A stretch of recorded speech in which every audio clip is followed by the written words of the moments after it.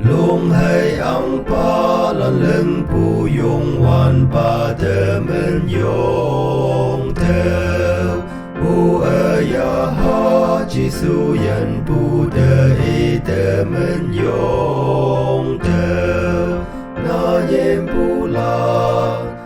say khum chung te pai cây pai chăm khum na cây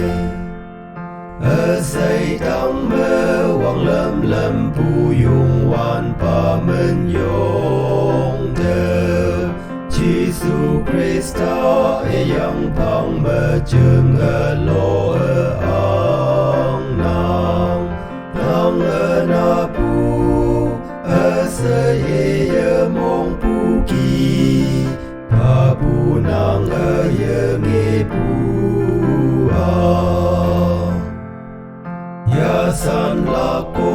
na nang leng bu yung wan pa men yong teo yen mai ya kan bu ya nang oi nang hang le mong sang tak chi su